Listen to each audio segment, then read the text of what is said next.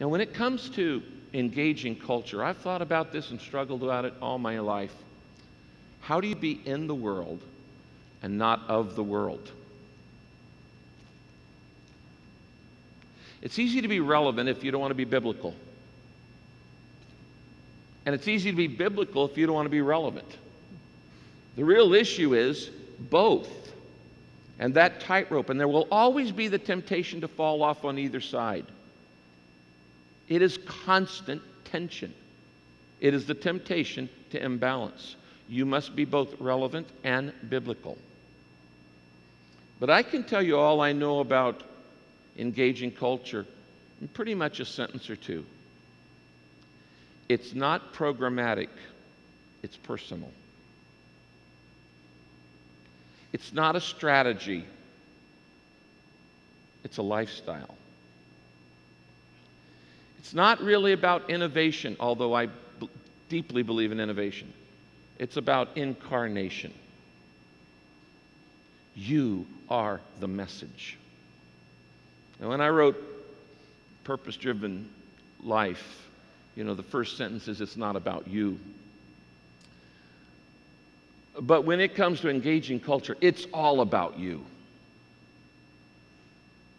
There is no strategy, no structure, no organization, no program that I can give you that will teach you how to engage culture. It's all about you. It's about you incarnating Jesus Christ in the world. Now, the reason why it's hard to engage culture is there just seems to be some contradictions. For instance, in John 3:16, Jesus says, God so loved the world. And then in 1 John 2:15, we're told, love not the world. Okay, which one is it, Jesus? God so loved the world, and then he says in 1 John, love not the world. One of them's talking about the people, the other's talking about the values. One's talking about the people, and one's talking about the value system. If we really intend to change culture, if we really intend, and if you call yourself a follower of Christ, that's your main job here on earth. We've got a brief moment here on earth to do what we're called to do and do what we're created to do. And I think most of it is to change culture. If we really intend to do that, we've got to change perspectives on what a Christ follower really is. And in the end, who Christ really is. It all comes down to our posture.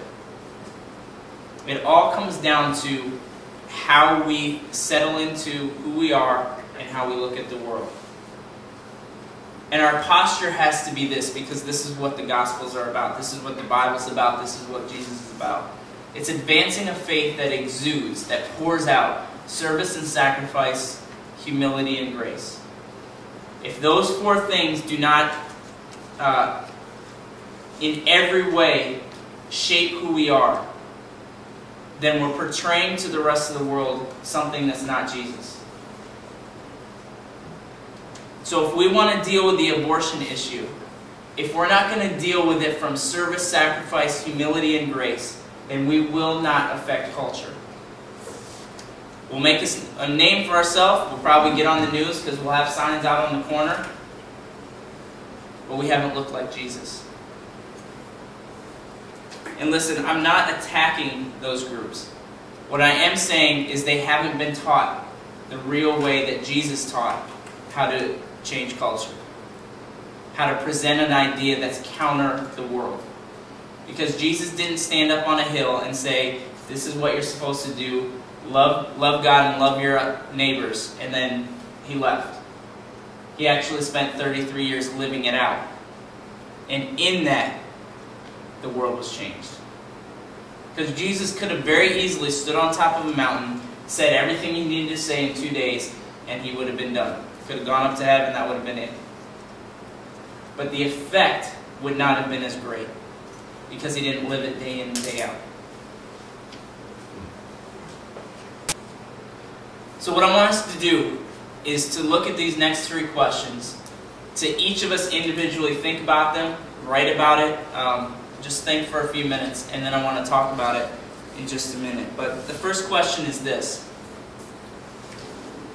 how are you, how am I resolving that tension between how we're known as Christians and who we'd like to be known as?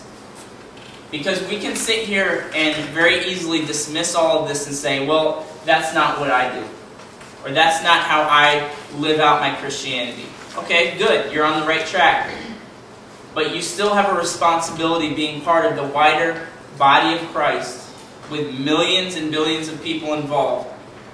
And if you know people as Christians that are doing something that's damaging culture rather than changing it, then you have a responsibility to lead in changing that. So how are you resolving the tension?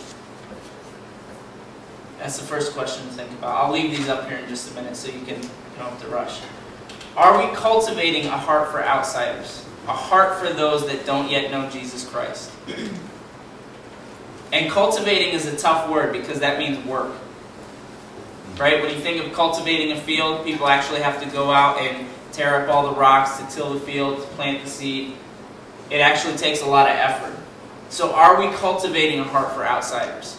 Or are we much happier to come out on a Saturday night and chill here, where it's nice and safe? What kind of Jesus are we portraying to outsiders? Is it an irrelevant Jesus that's removed from their circumstances? Or is it the Jesus of the Bible that's absolutely involved in every person's circumstances, whether it's something dealing with homosexuality, to suicidal thoughts, to what job to take, and on and on and on. Because if we're really about Jesus from the Bible, he was and is relevant to every single situation. To those that lost every family member to an earthquake 3 weeks ago, to your neighbor who's deciding how to cut their grass on Saturday. That Jesus is relevant to every situation and to every person. So music will play for a minute or two, and just think about it. That's what I want to challenge you to do, is think about how these questions apply to you. What we've talked about, are we responding and acting like Paul, or are we doing it in our own strength?